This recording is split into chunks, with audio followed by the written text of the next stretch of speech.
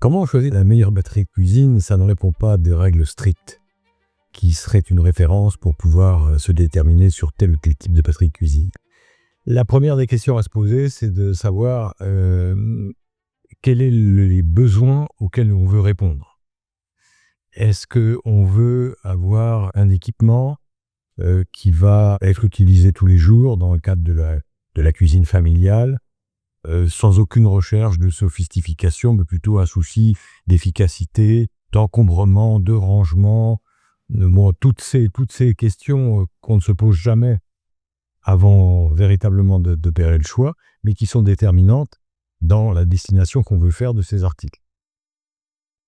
Quand on a répondu à ces questions-là, c'est-à-dire comment est-ce que je veux cuisiner, à quelle fréquence, quel type d'ustensile je veux avoir compte tenu de mon environnement, et bien évidemment, on est tout de suite amené au choix des matériaux, parce que le choix du matériau est quelque chose de central dans la détermination de ce que vous allez opérer comme analyse par rapport à ce qui est disponible sur le marché. La qualité des matériaux interfère systématiquement sur les résultats qu'on va obtenir durant la cuisson. Il faut connaître les caractéristiques de chacun d'entre eux pour savoir lequel va correspondre à ce qu'on recherche. C'est en cela que ça me paraît important d'expliquer les caractéristiques principales de chacun des matériaux qu'on va retrouver dans les matériels de cuisson. Le plus prestigieux d'entre eux, c'est le cuivre. C'est non seulement le plus prestigieux, mais c'est le plus ancien. Il a été transformé depuis plus de 1000 ans par les transformateurs de métaux.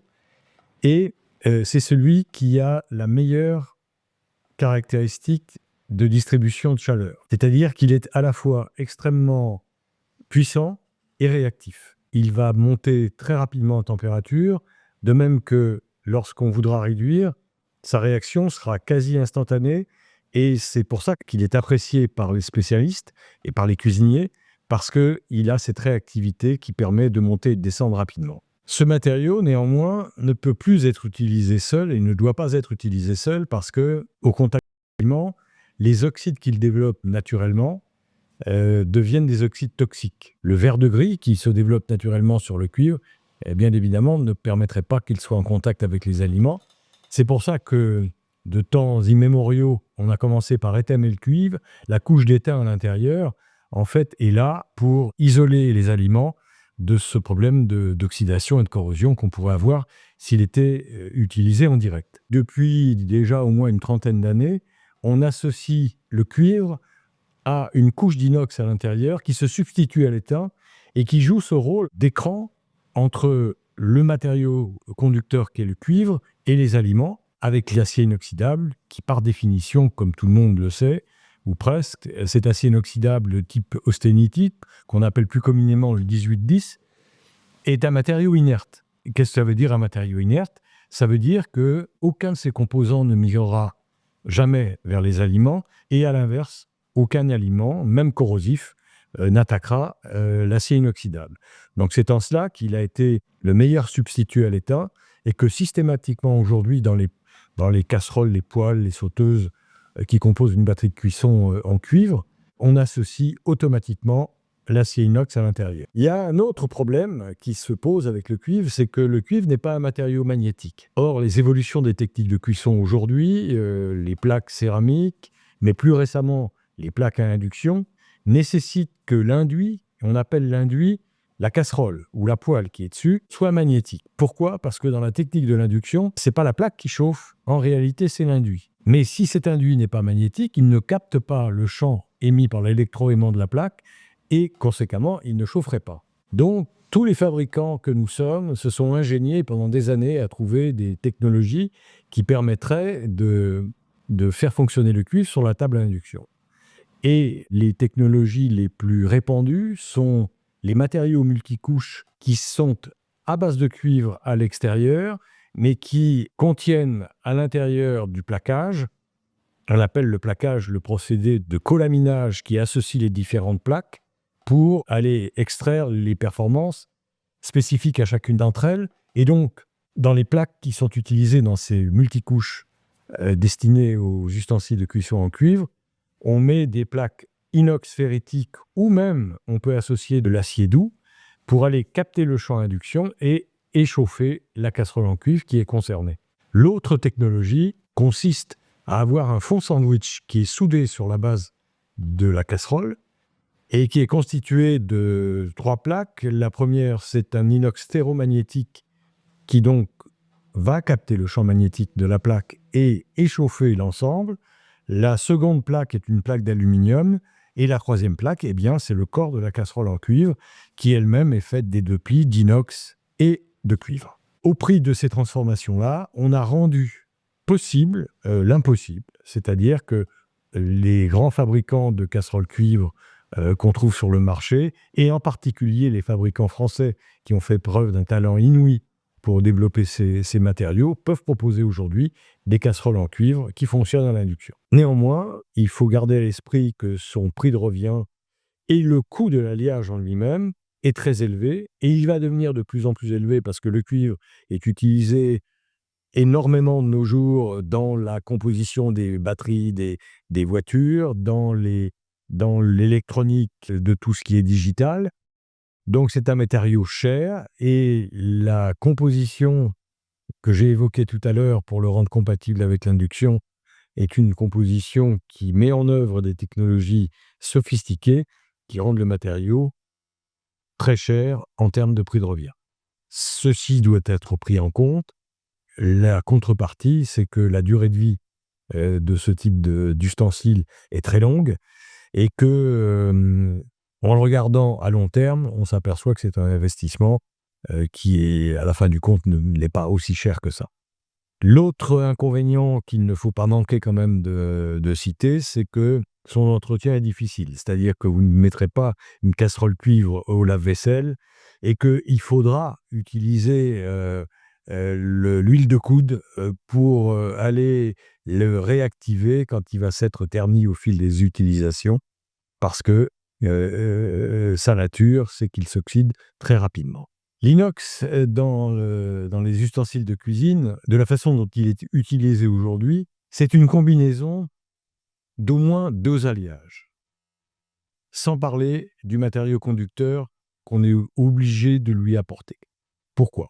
Parce que le plus connu d'entre eux, qu'on appelle communément l'inox 1810, c'est-à-dire une composition à 18% de chrome et 10% de nickel, est une composition qui est parfaitement adaptée au contact alimentaire, parfaitement saine pour la santé, puisque c'est un matériau inerte dont aucun des composants ne migrera jamais vers la nourriture, pas plus que la nourriture d'ailleurs ne pourra le corroder. Et à ce titre, nous l'utilisons, et je l'utilise en particulier en ce qui me concerne depuis plus de 51 ans dans les batteries de cuisine que j'ai fabriquées ou que je fais fabriquer aujourd'hui, parce qu'il est le meilleur garant de ce que l'utilisateur, le consommateur, peut attendre d'un matériau au contact des aliments. En revanche, ces qualités-là lui confèrent un défaut majeur, c'est qu'il n'est pas magnétique.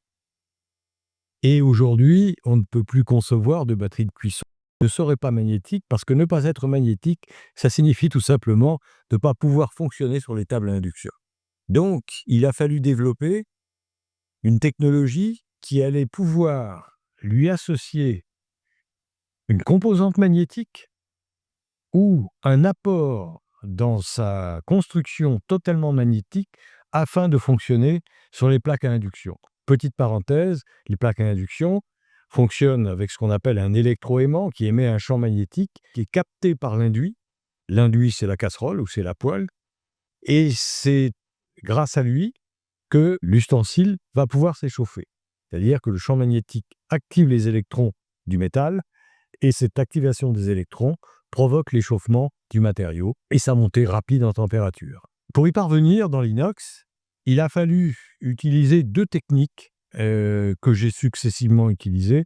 En fait, en ce qui me concerne, j'en ai même utilisé 3, parce que lorsque l'induction est apparue dans les années 80, je peux dire que j'ai été le premier à me soucier vraiment de la question, avant même que les plaques à induction soient répandues, pour pouvoir faire en sorte que l'inox reste un matériau accessible et un matériau surtout disponible pour la cuisson. La première de ces techniques, c'est ce qu'on appelle les fonds rapportés. Ces fonds rapportés constituent à mettre en sandwich, à la base de la casserole, une couche d'acier inoxydable de type ferritique. Donc, quand on dit ferritique, on entend fer, donc on entend magnétique, qui va être au contact avec la plaque à induction. Une plaque d'aluminium et ou de cuivre entre cette plaque magnétique qui touche la plaque à induction et le corps de la casserole. Pourquoi du cuivre? Parce que l'autre défaut de l'inox, ça n'est pas d'être non seulement non magnétique, mais c'est un très mauvais conducteur de chaleur quand il n'est pas associé à un autre matériau pour pouvoir prétendre cuire avec de bonnes performances. Donc on associe généralement les deux matériaux qui sont les plus performants en termes de conductibilité thermique, c'est-à-dire le cuivre ou l'aluminium. Donc cette plaque de cuivre et d'aluminium a été associée dans le fond rapporté d'e-sandwich et ou capsulé, puisque parfois on enferme totalement la composition dans une capsule pour pouvoir commencer à échauffer les premiers ustensiles en inox capables de l'induction. La deuxième option que j'ai utilisée a été de dire on élimine totalement l'inox austenitique de type 1810 par un inox ferritique, mais avec des caractéristiques aptes au contact alimentaire.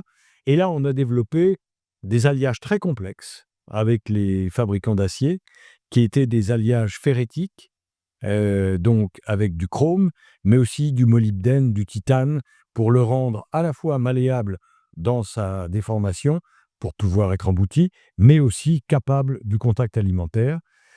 Ça a été des séries qui ne contenaient qu'une seule couche, épaisse, d'environ 1,5 mm d'épaisseur, ou 2 mm. Et cette construction-là, monocouche, était magnétique sur le fond et sur la totalité de la surface de l'ustensile, le rendant extrêmement performant à l'induction. Ceci dit, l'expérience nous a montré qu'en termes de répartition de chaleur, ça n'était pas idéal. Et donc, on s'est tourné, et votre serviteur en particulier, vers ce qu'on appelle les triplis, qui sont ceux que nous utilisons aujourd'hui, qui sont ceux de la gamme Full Inox de l'effet cooking. Et ce tripli constitue vraiment la quintessence de ce qu'on peut attendre de l'acier inoxydable capable de l'induction, avec 3 couches. La fameuse couche intérieure apte au contact alimentaire, la couche centrale qui est en aluminium pour les raisons que je viens d'expliquer, puisque la conductibilité thermique de l'aluminium est 10 fois supérieure à celle de l'acier inox. C'est pour ça que l'inox devient performant grâce à cet apport, mais cette plaque d'aluminium n'est absolument pas en contact avec les aliments pour les questions d'hygiène et de santé que tout le monde connaît par rapport à l'aluminium. Et enfin, la couche extérieure, elle, est magnétique sur toute sa surface et va capter le champ magnétique de la plaque à induction. Ceci présente 3 avantages dans ce type de composition et d'alliage. Le premier est celui de la rigidité d'ensemble, puisque la technique qui permet d'associer les 3 plaques et qu'on appelle la technique de colaminage, in fine, va renforcer l'écrouissage du métal, donc sa dureté, et va favoriser sa capacité de planéité, même à l'échauffement, lorsqu'il est sur la plaque de cuisson, en mode induction ou en mode vitrocéramique. C'est une garantie supplémentaire. Le deuxième avantage, c'est le poids.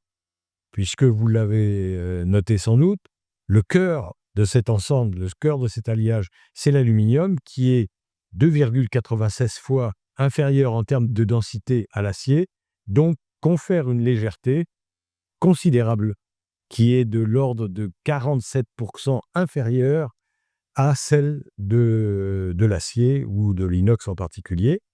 Et enfin, la troisième caractéristique, c'est bien évidemment ses qualités au contact alimentaire, puisque aucun des composants du métal de l'intérieur ne migrera vers les aliments, pas plus que les aliments ne pourront corroder l'inox, puisqu'il est parfaitement inerte. Concernant l'aluminium et la fonte d'aluminium, et je viens de l'évoquer à l'instant, comment peut-on ne pas parler d'eux, puisque en fait, ils constituent juste derrière le cuivre, le meilleur matériau en termes de conductibilité de chaleur. Mais hélas, ces matériaux ont un inconvénient majeur, notamment de nos jours, où les plaques à induction sont de plus en plus répandues, c'est que l'aluminium n'est pas magnétique. Donc comme l'aluminium ou son dérivé, la fonte d'aluminium, puisque ça c'est la même famille d'alliage, hein, c'est le procédé qui change simplement. Quand on parle d'aluminium, une poêle en aluminium, la plupart du temps, va être une poêle emboutie forgée, ou alors elle va être en fonte d'aluminium. La différenciation entre les deux, c'est que d'un côté on emboutit et de l'autre côté on coule. C'est-à-dire on fusionne l'alliage et on injecte l'aluminium en fusion dans le moule, ce qui constitue la fonte d'aluminium. Mais c'est la même famille en termes de conductibilité thermique, comme c'est la même famille en termes de densité.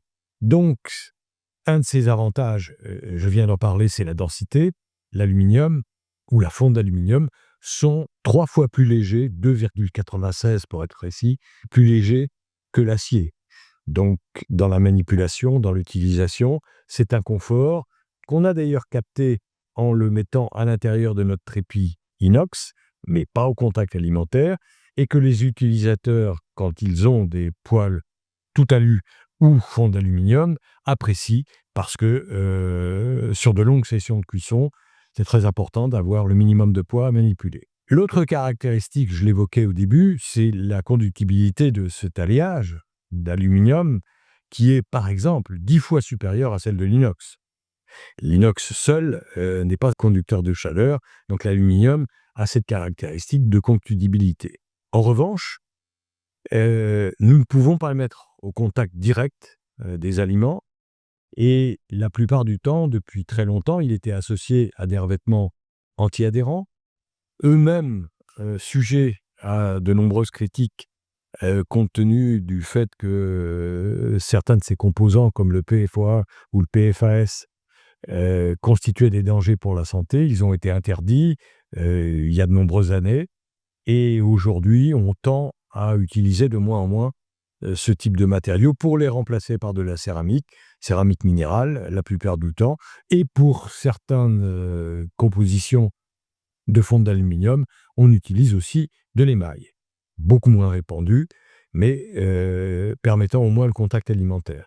Le fait qu'il ne soit pas magnétique a nécessité un apport de plaques inox ferromagnétiques à l'extérieur pour capter le champ de la plaque à induction, et c'est ainsi que les ustensiles en aluminium sont capables de l'induction grâce à cette modification technique. Concernant l'acier doux, il faut d'abord mentionner que c'est pas ce qui est de plus répandu en matière d'ustensiles de cuisson, mais c'est très ancien, hein. Cette utilisation remonte quand même à plusieurs siècles.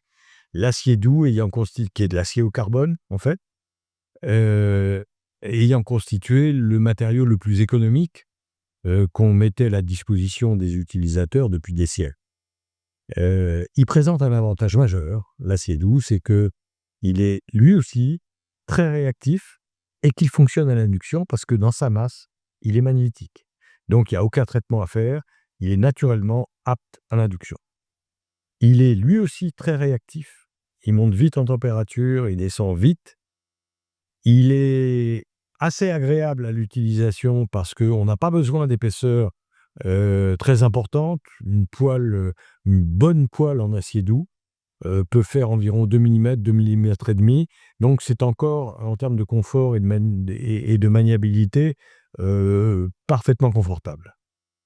Il a donc un excellent rendement. Il présente l'avantage de pouvoir être très performant pour saisir des viandes, pour des cuissons de ce type-là. Il est un petit peu plus délicat à l'entretien puisqu'il se corrode, ça veut dire qu'il rouille.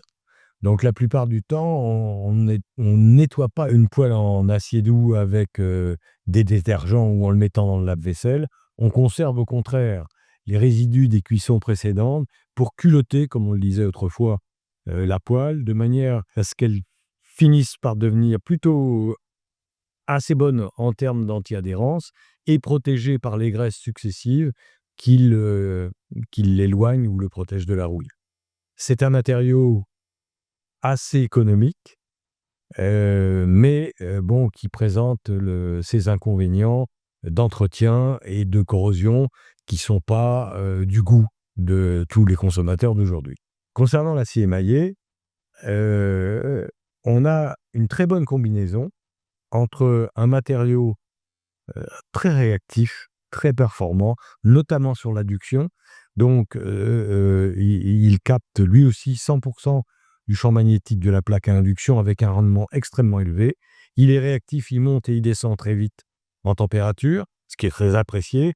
Généralement, ce n'est pas un matériau qui est utilisé par les chefs de cuisine parce qu'il y a de l'émail et l'émail a quand même une certaine fragilité, notamment au choc. Donc, on le voit rarement dans les cuisines des professionnels. En revanche, il est très apprécié dans les cuisines des particuliers, à la fois par sa performance, pour sa réactivité, par le fait qu'il est sain, puisque l'émail lui-même est un matériau inerte.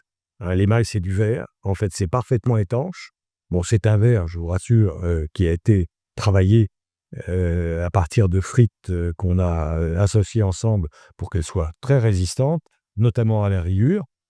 Ça présente l'avantage donc de pouvoir cuisiner sainement au contact alimentaire et aussi, et c'est pas négligeable, ça présente l'avantage de pouvoir disposer de couleurs avec une palette de couleurs quasi infinie qui fait que certaines personnes achètent aussi l'émail parce qu'il est assorti à la cuisine ou parce qu'il fait joli dans la cuisine. Donc c'est un matériau moderne, tout en étant très ancien, parce que la technique de l'émaillage est utilisée dans cette profession depuis près de 2 siècles. Donc on a quelque chose qui répond aux exigences des technologies nouvelles de chauffe, comme l'induction, et on a quelque chose qui a une connotation décorative que seul l'émail peut permettre de proposer, avec un comportement tout à fait sain en matière de contact alimentaire et une réactivité en termes de cuisson extrêmement performante et extrêmement économique.